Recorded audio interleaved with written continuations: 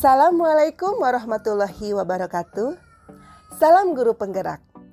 Bapak guru hebat, pada kesempatan kali ini izinkanlah saya, Yana Aryana Nurhapilah, calon guru penggerak angkatan 10 dari SDN Sinanglaka Kabupaten Cianjur untuk menampilkan tugas modul 1.1 demonstrasi kontekstual pemikiran Ki Hajar Dewantara dengan sebuah karya berupa komik digital dengan judul Keingintahuan Bu Aryana.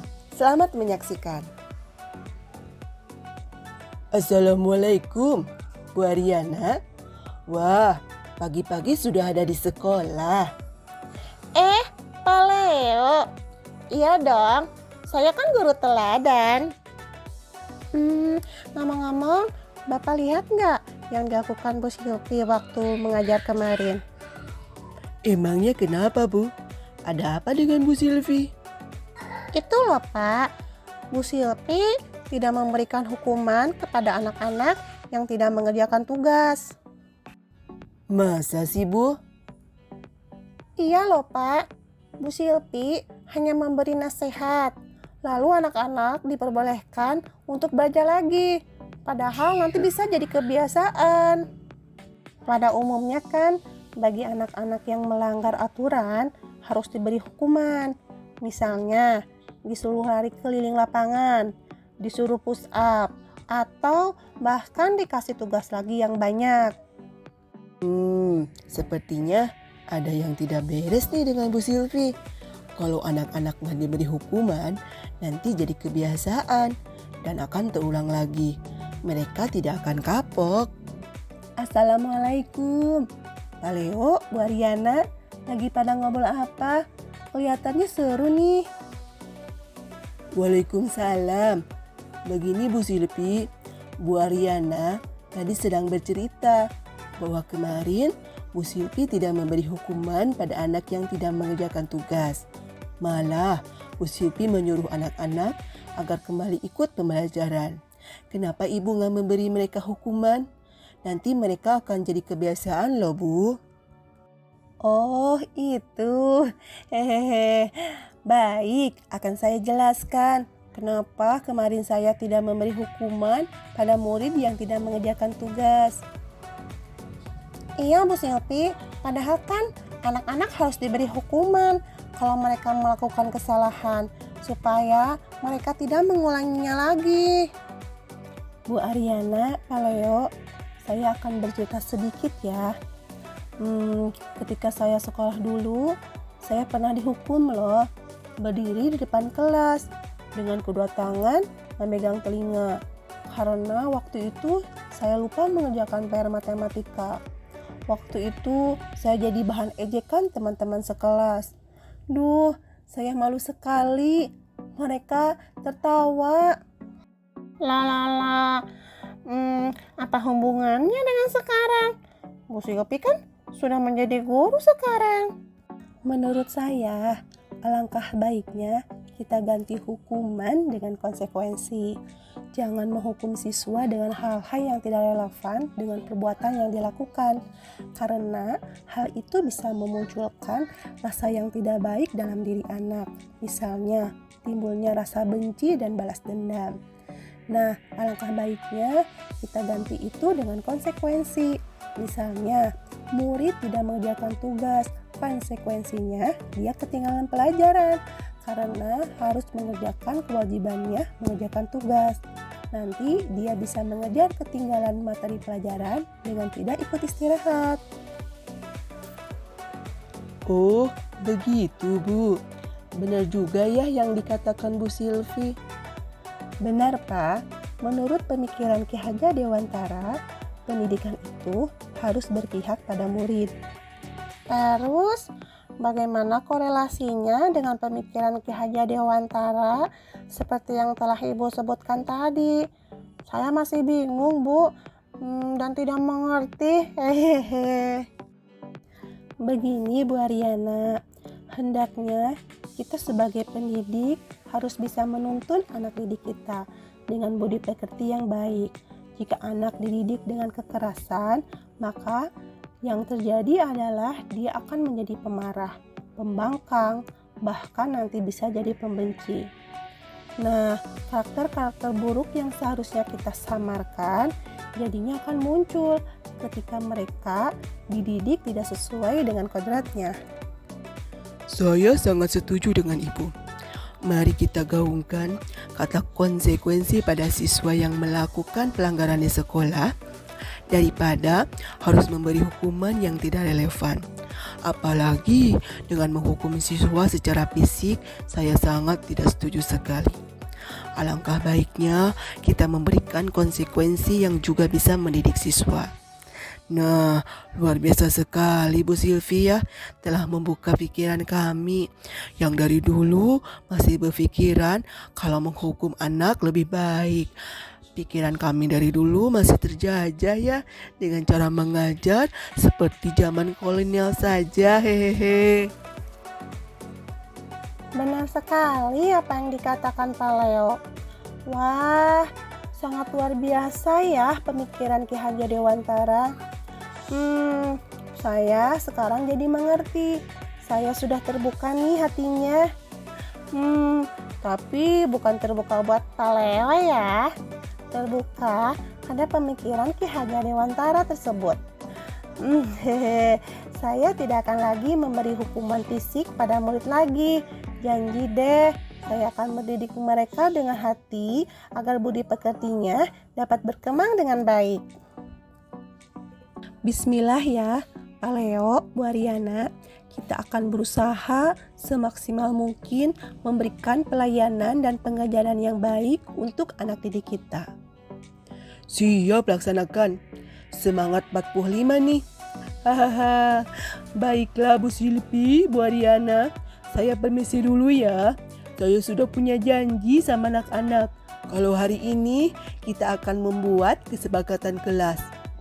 Baik Pak, silahkan. Semangat.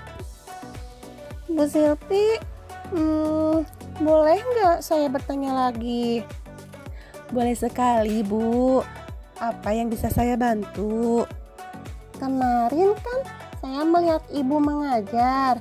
Kenapa mengelompokkan anak seperti itu, Bu? Anak yang belum lancar membaca, Ibu satukan dengan anak yang sama belum bisa baca. Terus anak yang seperti Zikri yang suka ngomong itu, Bu, Ibu juga kelompokkan dengan anak yang pandai bicara seperti Yasmin. Terus anak yang hobi baca, Ibu juga kelompokkan dengan yang suka membaca buku. Menurut saya itu tidak bagus loh, Bu. Nanti anak yang kurang pandai akan semakin tidak pandai dong, Bu, kalau disatukan seperti itu. Oh, itu. Baik, akan saya jelaskan kenapa saya mengelompokkan seperti itu. Menurut pemikiran Ki Hajar Dewantara, bahwa pendidik itu bukan hanya seorang pengajar, tetapi juga pemandu dan pembimbing dalam perjalanan belajar muridnya.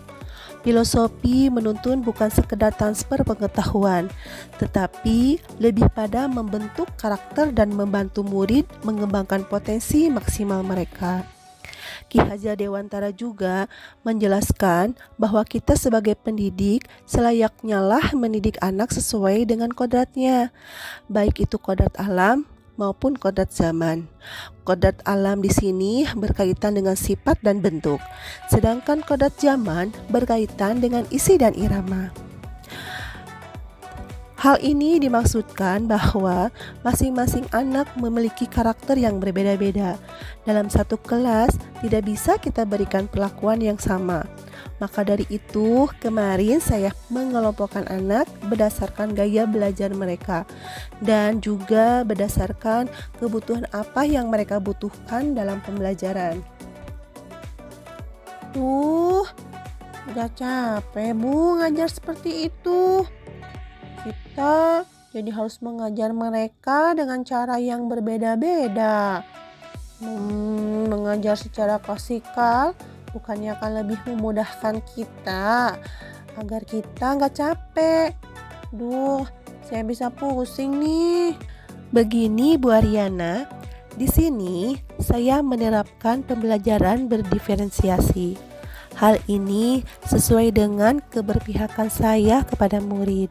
Saya tidak akan memaksa anak yang punya bakat bercerita untuk menggambar.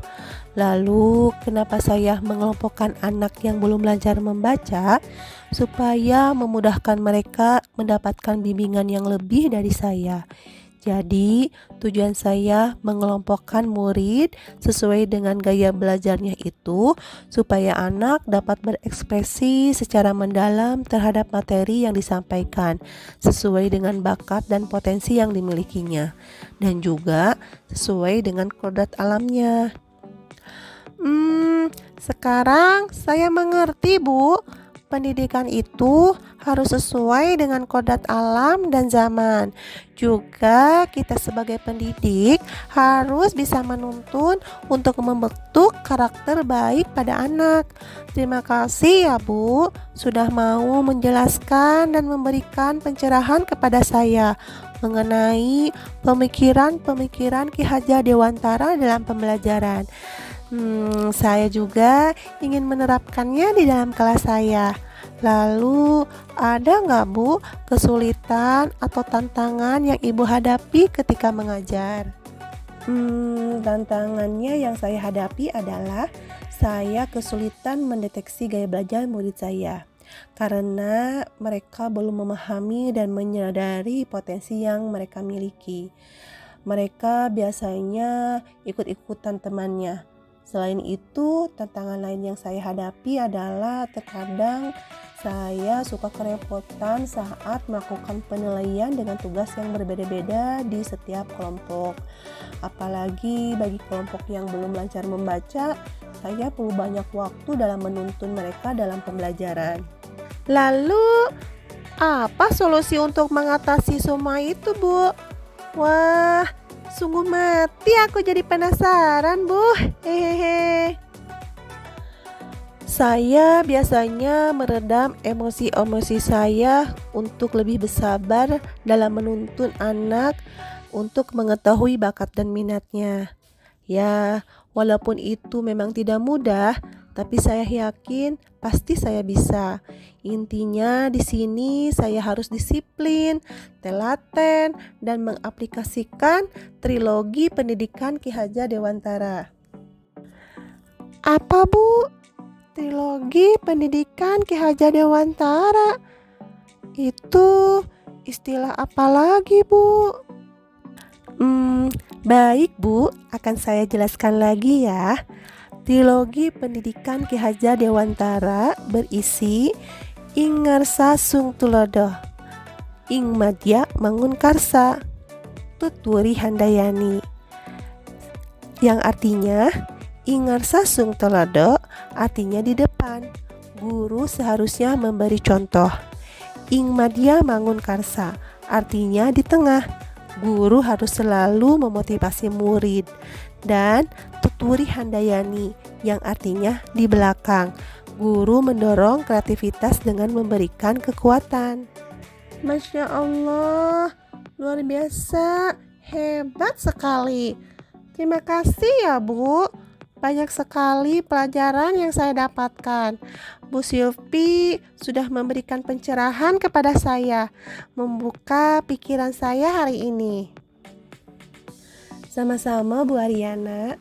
Ayo, mulai sekarang kita menjadi guru yang berpihak pada murid, menuntun laku murid untuk menebalkan karakter-karakter baiknya dan menyamarkan karakter buruknya, sehingga pendidikan di sekolah kita bisa menjadikan tempat tumbuhnya benih-benih murid yang memiliki budi pekerti yang baik, agar mereka bisa mencapai kehidupan yang bahagia, baik dirinya sendiri maupun bagi masyarakat. Terima kasih banyak ya Bu.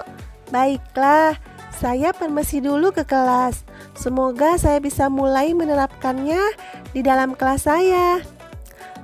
Baik Bu Ariana, yang semangat ya, semangat!